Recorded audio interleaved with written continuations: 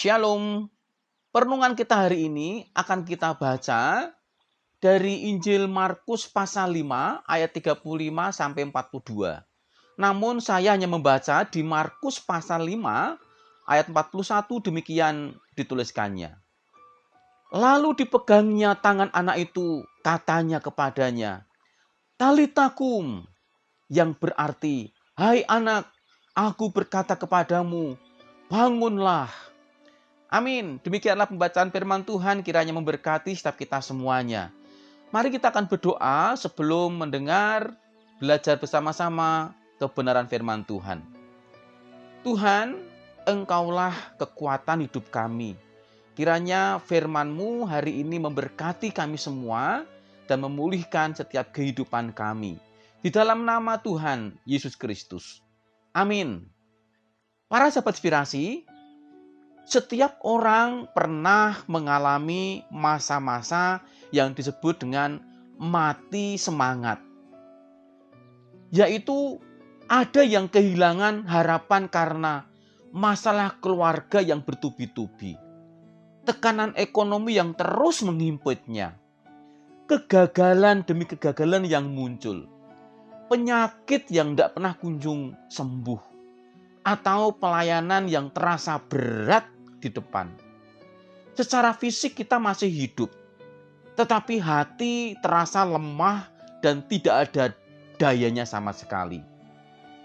Melalui kisah Talita kum, mengingatkan kita bahwa Tuhan Yesus sanggup membangkitkan kembali apa yang tampaknya sudah tidak memiliki harapan. Nah, para sahabat inspirasi, melalui pembacaan firman Tuhan hari ini, yang dapat kita renungkan adalah yang pertama, bahwa Yesus datang membawa harapan di tengah keputusasaan. Ketika Yesus tiba di rumah Yairus, semua orang sudah menangis karena anak itu telah meninggal. Menurut manusia, semuanya sudah terlambat. Namun apa kata Tuhan Yesus? Dia berkata dalam Markus 5 ayat 36. Jangan takut, percaya saja. Seringkali kita juga merasa bahwa persoalan kita sudah tidak ada jalan keluarnya. Tetapi keterlambatan menurut manusia bukanlah keterlambatan bagi Tuhan.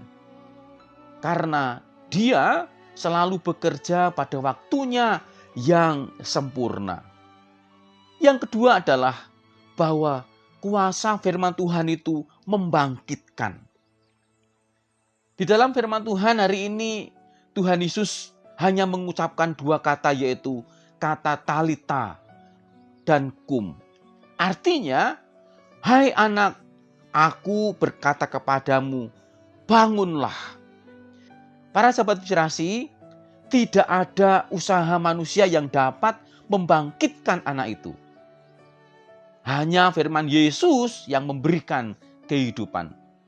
Demikian juga hari ini, bahwa firman Tuhan memiliki kuasa, yaitu untuk membangkitkan iman yang mulai padam, memulihkan pengharapan, menguatkan hati yang lemah, dan bahkan memberi semangat baru untuk berjalan bersama Tuhan.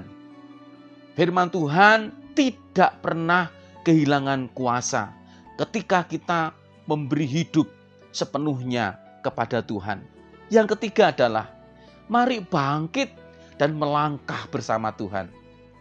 Alkitab mencatat bahwa saat itu juga anak itu bangun dan berjalan.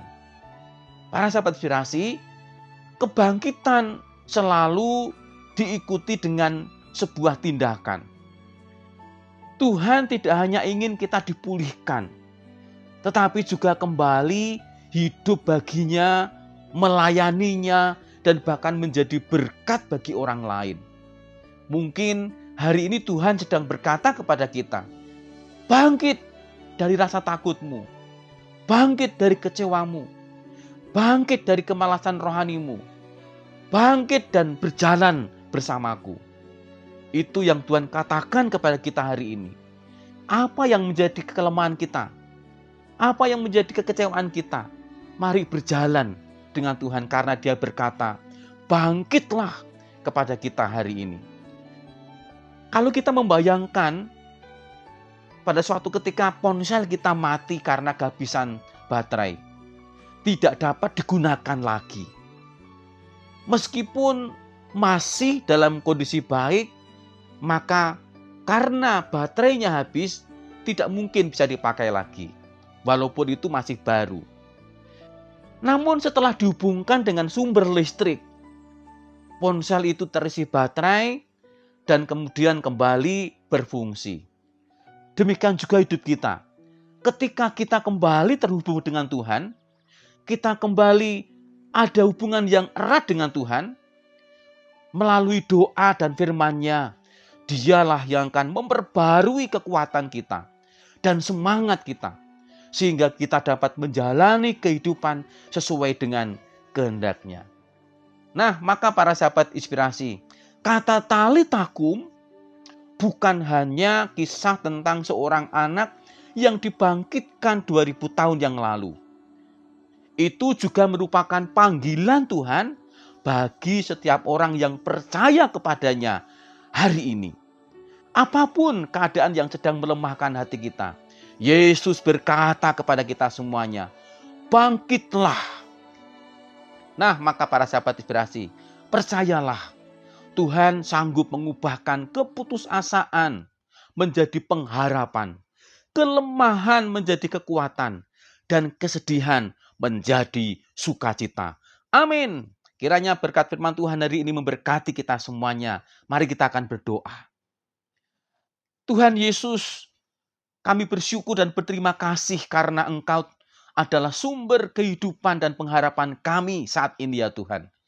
Ketika hati kami mulai lemah dan semangat kami mulai padam, biarlah firman-Mu kembali membangkitkan kami.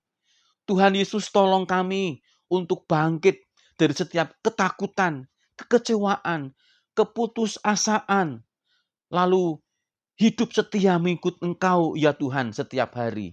Kiranya itulah kerinduan kami di hadapan-Mu ya Tuhan Yesus. Di dalam nama Tuhan Yesus Kristus kami berdoa. Amin. Tetap semangat dan Tuhan memberkati setiap kita semuanya. Banyak perkara yang tak dapat ku mengerti. Mengapakah harus terjadi di dalam kehidupan ini? Satu perkara yang ku simpan dalam hati, tiada satu pun yang terjadi.